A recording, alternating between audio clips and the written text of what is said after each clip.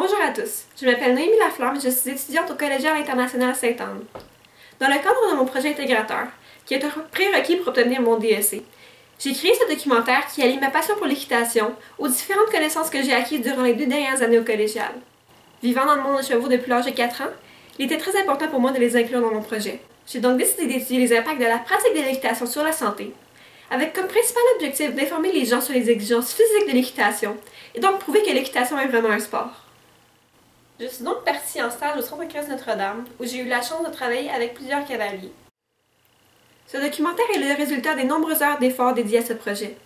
Je n'aurais pu y arriver sans toute l'aide obtenue tout le long de mon cheminement. Je vous remercie donc de votre souci et de votre intérêt, et je vous souhaite un bon visionnement.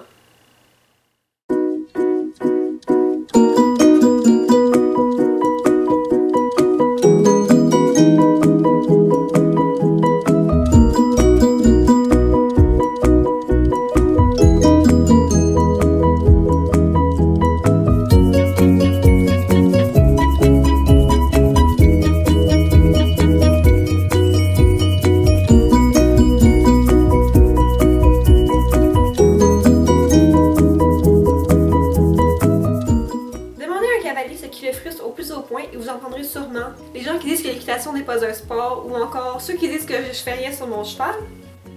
En effet, plusieurs personnes pensent que l'équitation est une activité très facile et que ce n'est pas réellement un sport. Étant moi-même une cavalière, c'est l'une des choses les plus frustrantes que j'ai entendues. C'est pour cette raison que j'ai décidé de faire taire ce stéréotype une bonne fois pour toutes et de prouver que l'équitation est un sport. Pour commencer, il faut se poser la question, qu'est-ce que c'est un sport? Selon le dictionnaire Larousse, un sport est une activité physique visant à améliorer la condition physique. Suivant cette définition, pour prouver que l'équitation est un sport, je devais donc prouver que cela permettait d'améliorer la condition physique.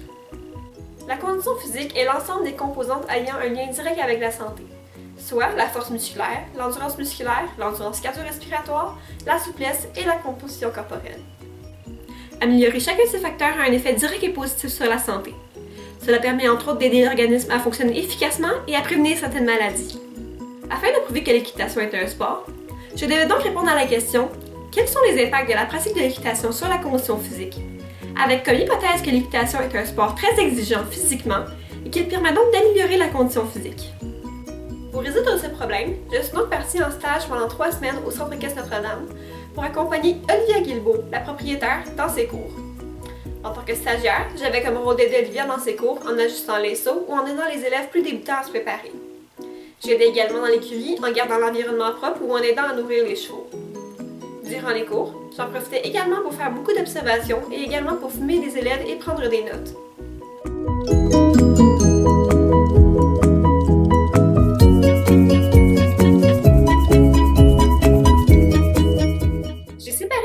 En 4 aspects pour observer les impacts de l'équitation sur les facteurs de la condition physique séparément, soit la force musculaire et l'endurance musculaire ensemble, l'endurance cardio-respiratoire, la souplesse et la composition corporelle.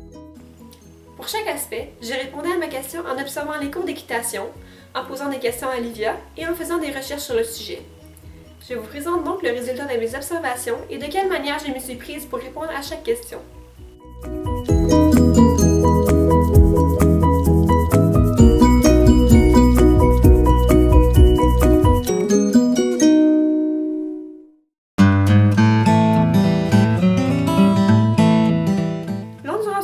Est définie comme étant la capacité d'un muscle à effectuer des contractions répétées ou à appliquer une force continue contre un objet, tandis que la force musculaire est la capacité d'un muscle à exercer une force pendant une brève période.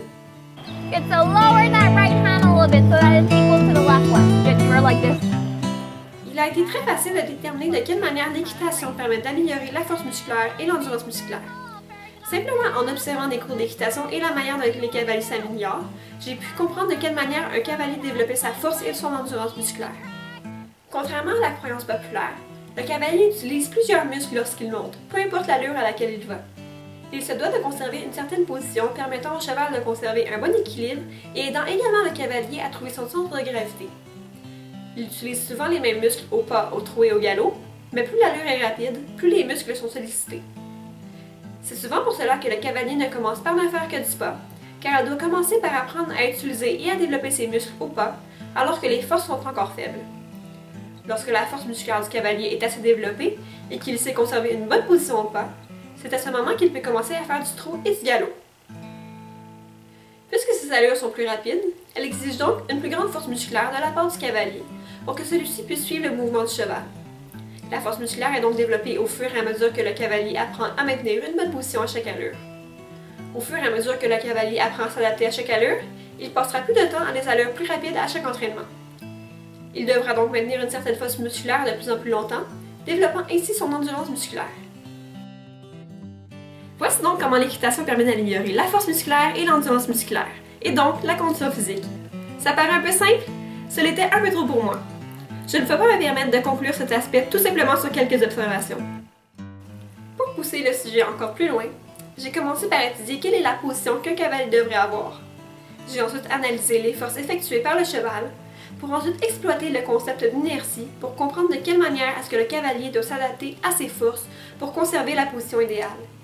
Finalement, j'ai fait des recherches pour savoir exactement quels muscles étaient développés dans leur force et dans leur endurance. De cette manière, j'ai pu comprendre exactement pourquoi est-ce que le cavalier développe sa force et son endurance musculaire. En général, un cavalier doit conserver une certaine position qui lui permet de trouver son centre de gravité et d'ainsi épargner l'équilibre du cheval. Cette position varie souvent d'une personne à l'autre, car chacun a son opinion sur la position qu'il ou elle devrait avoir. En général, on recherche un dos droit, qui permet de ne pas affecter le rythme du cheval. Un tronc penché vers l'avant libère l'arrière-main du cheval et lui permettrait d'accélérer, alors qu'au contraire, être penché vers l'arrière ralentirait le cheval. La position de la jambe est également importante, car une jambe trop vers l'avant provoque souvent le balancement du tronc vers l'arrière, alors qu'une jambe trop vers l'arrière fait pencher le cavalier vers l'avant. Des coudes souples sont également importants, car les mains du cavalier doivent suivre le mouvement de la tête du cheval pour ne pas être dans son chemin et tirer dans sa bouche sans que cela soit nécessaire. Pour comprendre pourquoi il est difficile de conserver une bonne position en tout temps sur le cheval, il faut d'abord comprendre le concept d'inertie. La première loi de Newton stipule que tout corps persévère dans l'état de repos ou de mouvement uniforme en ligne droite dans lequel il se trouve, à moins que quelque force n'agisse sur lui et ne le contraigne à changer d'état. Cela signifie donc qu'en équitation, si le cheval décide d'exercer une force musculaire pour accélérer, le corps du cavalier, lui, qui est un corps différent de celui du cheval, aura tendance à conserver son énergie et donc sa vitesse initiale, et ne suivra pas le cheval dans son accélération, à moins qu'il exerce lui-même une force. Différentes forces sont exercées aux différentes allures et aux différentes transitions, soit le pas, le trot, le galop, les transitions descendantes ou les décélérations, et les transitions ascendantes ou les accélérations. J'ai donc analysé chaque allure pour savoir quelle force le cheval effectue.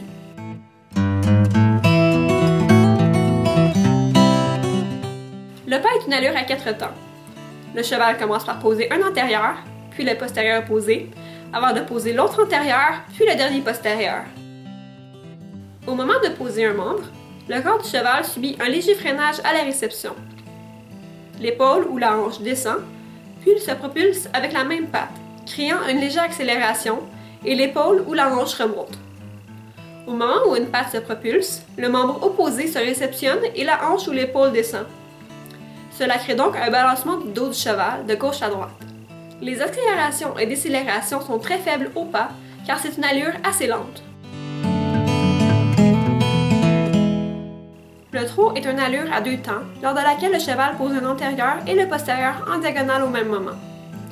Lors de la réception sur une des diagonales, le cheval provoque une décélération avant d'accélérer en se propulsant à la fois de manière verticale et sagittale.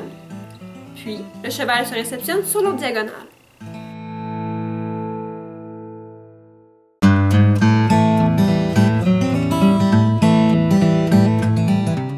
Le galop est une allure à 3 temps.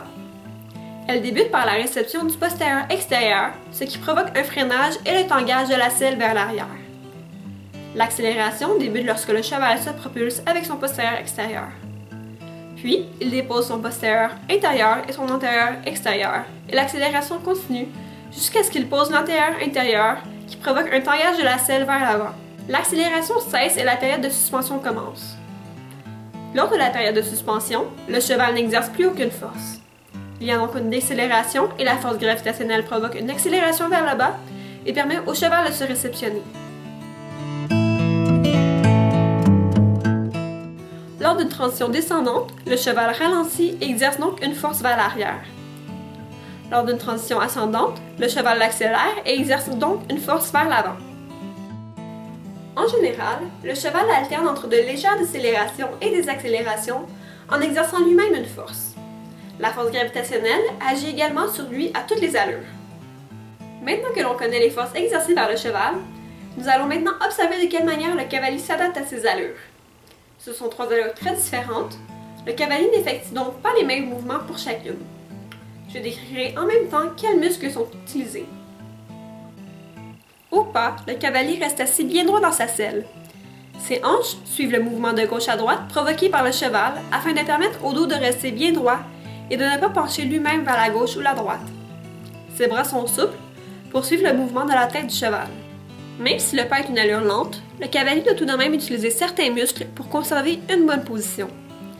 Pour commencer, afin de stabiliser son dos et qu'il soit bien droit, il doit utiliser ses abdominaux, incluant les obliques, pour contrer le mouvement du dos du cheval sur les côtés et le mouvement de ses hanches de l'avant vers l'arrière, provoqué par les accélérations et décélérations du cheval.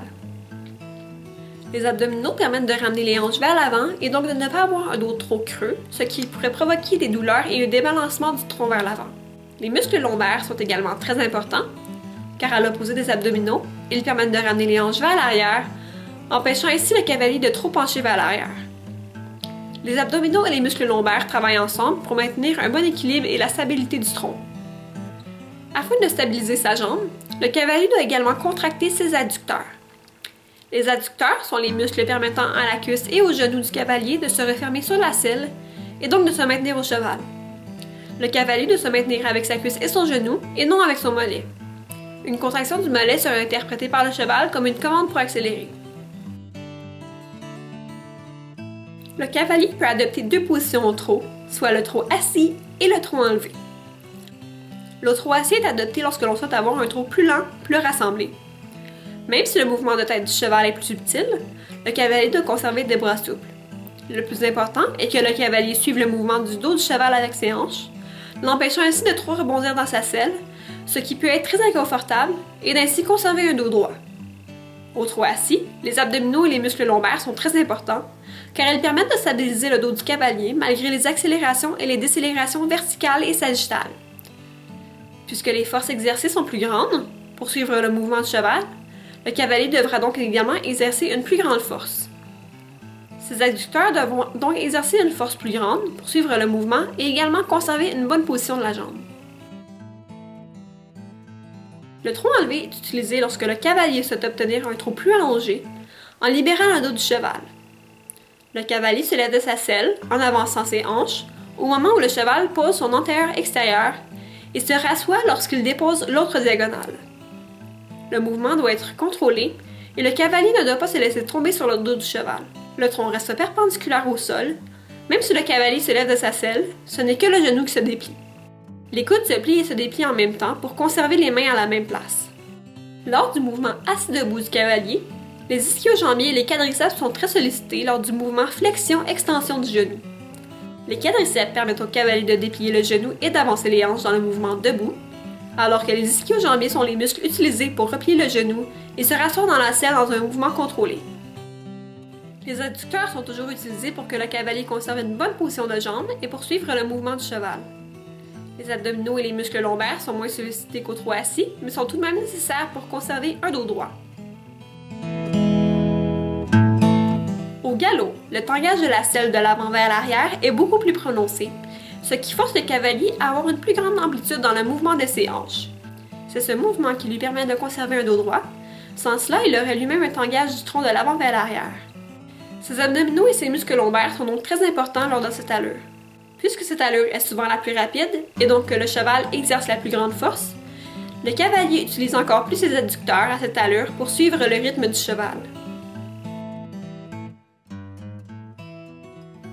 Lors d'une transition descendante ou d'une décélération, une force est exercée vers l'arrière. En utilisant le principe de l'inertie, si le cheval ralentit et que le cavalier n'exerce pas de force pour le suivre, il continuera son chemin à la même vitesse. Afin de suivre le cheval, le cavalier doit d'abord utiliser ses adducteurs pour suivre le rythme du cheval et lui aussi ralentir. Il doit également utiliser ses abdominaux et ses muscles lombaires pour stabiliser son tronc et l'empêcher de basculer vers l'avant. Lors d'une décélération, ce sont surtout les abdominaux qui sont importants pour ne pas pencher vers l'avant. Au contraire, lors d'une transition ascendante ou d'une accélération, une force est exercée vers l'avant, ce qui, si le cavalier ne fait rien, entraîne le basculement du tronc vers l'arrière. Pour maintenir son tronc droit, le cavalier doit utiliser ses muscles lombaires ainsi que ses abdominaux. Il doit également utiliser ses adducteurs pour suivre le mouvement et conserver sa jambe en place. En observant chacun de ces mouvements, on peut donc comprendre que tout au long d'un cours d'équitation, peu importe le niveau, plusieurs groupes de muscles sont constamment sollicités, soit les abdominaux, les muscles lombaires et les adducteurs. On utilise également grandement les quadriceps et les ischio-jambiers lors du tronc enlevé. Les situations exposées précédemment démontrent principalement un cavalier montant un cheval presque parfait. Mais tous les chevaux sont différents et ne sont pas nécessairement parfaits. Par exemple, il est possible d'avoir un cheval très rapide et qui n'écoute pas le cavalier lorsque celui-ci veut le ralentir. Les biceps brachiaux sont alors très importants puisqu'ils permettent alors au cavalier de créer une résistance dans la bouche du cheval, ce qui le force à ralentir. Au contraire, avec un cheval très lent, un cavalier pourrait avoir besoin de pousser son cheval un peu plus. Il devrait alors utiliser ses ischio-jambiers pour presser son mollet contre le flanc du cheval pour lui demander d'accélérer.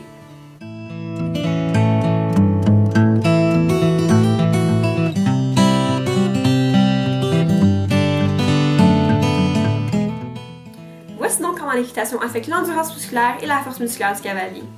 Celui-ci utilise souvent les mêmes muscles, mais au fur et à mesure qu'il apprend à faire de l'équitation à des allures plus rapides, il doit également exercer une plus grande force pour suivre le mouvement du cheval. En avançant dans son apprentissage, il travaillera de plus en plus longtemps dans des allures plus rapides, ce qui lui permettra également d'améliorer son endurance musculaire. Et voilà, c'est tout pour la force et l'endurance musculaire. Passons donc maintenant à l'endurance cardio-respiratoire. L'endurance cardio-respiratoire est définie comme étant la capacité du système cardiovasculaire et du système respiratoire à acheminer l'oxygène et les autres nutriments aux muscles et à évacuer les déchets. Pour déterminer de quelle manière l'équitation affecte l'endurance cardio-respiratoire, j'ai travaillé en 3 étapes. J'ai commencé par faire des recherches pour apprendre de quelle manière il est possible d'améliorer ce facteur de la condition physique. Puis j'ai fait un test nécessitant un moniteur des fréquences cardiaques sur des cavaliers durant leur cours d'équitation pour déterminer si, selon ce que j'ai appris, l'équitation est un sport permettant d'améliorer l'endurance cardio-respiratoire. Finalement, j'ai analysé les données recueillies afin de pouvoir présenter mes résultats. Pour apprendre comment il est possible d'améliorer l'endurance cardio-respiratoire, il faut comprendre 2 choses, ce qu'est la fréquence cardiaque maximale et quels sont les différents types d'intensité. La fréquence cardiaque maximale est le nombre maximal de battements que le cœur peut effectuer en 1 minute. Ce nombre varie chez chaque être humain et peut dépendre entre autres de l'âge. En général, il est possible de le calculer approximativement en utilisant la formule 220 moins âge. On parle d'intensité lorsqu'une activité physique fait augmenter la fréquence cardiaque à un certain pourcentage de la fréquence cardiaque maximale. Une activité d'intensité faible atteint moins de 75% de la fréquence cardiaque maximale, tandis qu'une activité d'intensité modérée se situe entre 75% et 85%. Une activité d'intensité élevée peut se rendre à plus de 85% de la fréquence cardiaque maximale. Pour réussir à améliorer son endurance cardio-respiratoire, il est nécessaire de pratiquer une activité physique d'intensité modérée à élevée pendant au moins 20 minutes. Pour déterminer si l'équitation permet d'améliorer ce facteur de la condition physique, j'ai utilisé ce moniteur de fréquence cardiaque sur 9 cavaliers d'âge et d'expérience différentes. Le moniteur a enregistré les variations des fréquences cardiaques et j'ai noté à quel moment le cavalier était au pas, au trot et au galop pour voir de quelle manière ces allures affectaient leur fréquence cardiaque. Après avoir enregistré les données sur mon ordinateur, j'ai calculé la fréquence cardiaque maximale approximative de chaque cavalier et leurs différentes zones d'intensité. Voici donc maintenant les résultats des tests effectués sur 9 différents cavaliers. Vous pouvez observer sur le graphique les différentes intensités, soit vert pour l'intensité faible, jaune pour l'intensité modérée et rouge pour l'intensité élevée.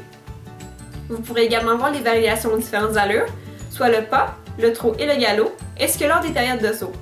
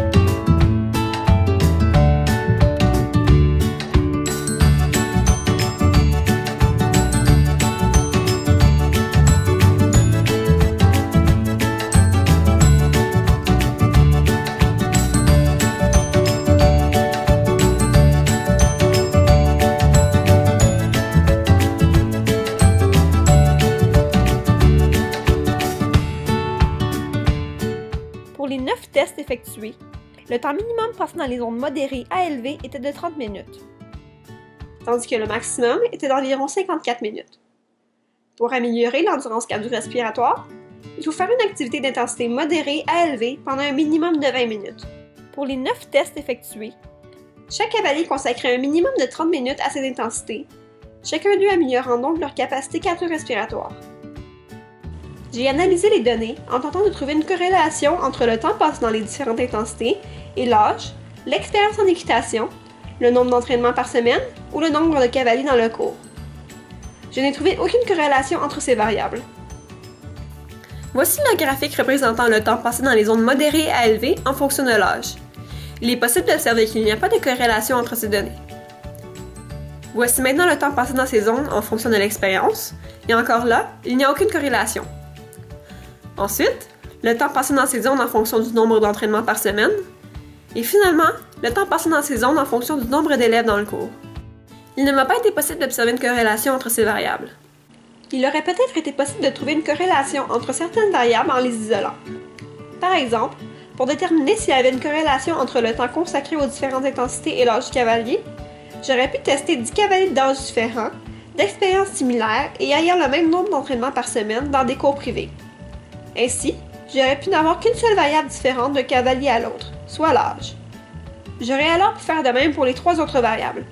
Les tests que j'ai effectués comportent trop de variables pour que je puisse déterminer exactement s'il y a une certaine corrélation entre elles. Toutefois, il est clair que chaque cavalier a consacré au moins 30 minutes d'activité d'intensité modérée à élevée durant leur cours, soit 10 minutes de plus que nécessaire pour améliorer leur endurance cardio-respiratoire. Le groupe de cavaliers testés était de tout âge, avait une expérience en équitation très variée, un horaire d'entraînement différent et montait dans des groupes allant de 1 seul cavalier à 4 élèves. Le groupe test était donc assez varié et donc assez représentatif du monde équestre en général. Je pense donc pouvoir conclure en affirmant que l'équitation permet bel et bien d'améliorer l'endurance cardio-respiratoire.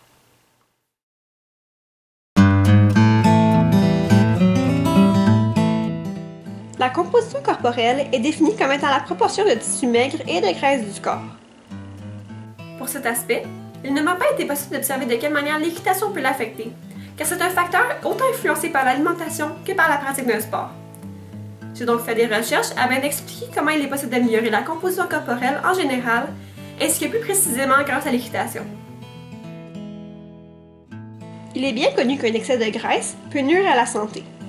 L'embonpoint et l'obésité contribuent entre autres au diabète de type 2, à l'hypertension artérielle et à certains cancers, dont le cancer du sein, de la prostate, de l'utérus et du pancréas. Il crée également beaucoup plus de risques d'avoir certaines maladies du cœur ou un accident vasculaire cérébral ou AVC. Le maintien d'une bonne composition corporelle est donc primordial pour conserver une bonne santé. Cela est toutefois relatif, la composition corporelle idéale varie d'une personne à l'autre. Une extrême maigreur est aussi nocif pour la santé qu'un surpoids. Consulter un médecin est le meilleur moyen de connaître votre poids santé. L'amélioration de la composition corporelle comporte 2 aspects: une bonne alimentation et la pratique d'une activité physique régulière. Le corps accumule les graisses lorsqu'il reçoit un surplus de calories. En d'autres mots, en mangeant trop ou en mangeant mal, donc des aliments très caloriques et peu nutritifs, le corps reçoit trop d'énergie sous forme de calories. Si ce surplus d'énergie n'est pas dépensé, le corps le stocke alors sous forme de graisse. C'est pour cette raison qu'il est important de bien manger pour ne pas que le corps ait à stocker le surplus de calories qu'on lui offre. La pratique d'un sport permettrait alors de dépenser ce surplus d'énergie et donc d'éviter le stockage de graisse, et également de conserver ou d'améliorer la masse musculaire, et donc la proportion tissu maigre-graisse. L'équilibre d'une bonne alimentation et de la pratique régulière d'une activité physique est donc primordial pour obtenir une bonne composition corporelle. Comme nous l'avons vu précédemment, l'équitation sollicite beaucoup certains muscles du corps. Cela représente donc une dépense d'énergie et permet d'améliorer la force et l'endurance musculaire. La pratique de l'équitation permet donc d'améliorer la composition corporelle, mais il ne faut toutefois pas oublier qu'il est également très important d'avoir de bonnes habitudes alimentaires pour obtenir de meilleurs résultats.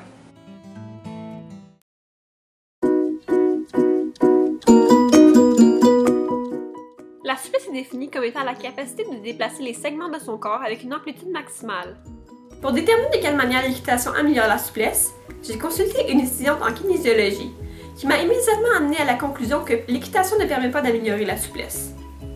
Toutefois, comme pour la plupart des activités physiques, la souplesse est un facteur très important pour diminuer le risque de blessure.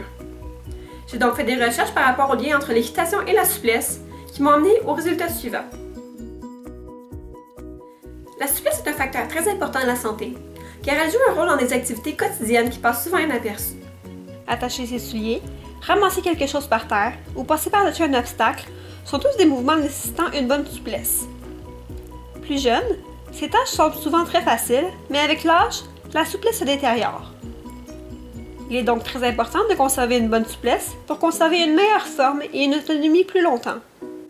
La souplesse permet d'effectuer des mouvements d'une plus grande ampleur, sans subir de douleur ou sans que les articulations craquent. Elle permet également de détendre les muscles et d'améliorer la flexibilité et l'élasticité du corps.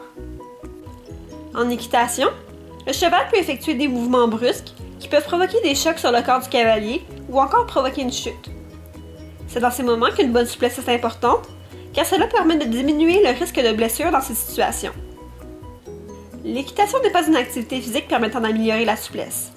Toutefois, il est important de pratiquer des étirements après un entraînement. À force de se contracter, les muscles deviennent raides et perdent de leur souplesse. Cela peut créer de l'inconfort, une perte d'amplitude du mouvement et à la longue, des élongations ou des claquages musculaires. Cela peut également exercer une tension sur les articulations et les structures environnantes et encore une fois créer un inconfort, un débalancement postural qui pourrait entraver la performance et à la rigueur, des douleurs et des blessures. En étirant les muscles après un entraînement, cela permet de recouvrir la souplesse musculaire et de relaxer les muscles raides. Voici une série d'étirements que vous pouvez effectuer après un entraînement d'équitation pour recouvrir votre souplesse musculaire.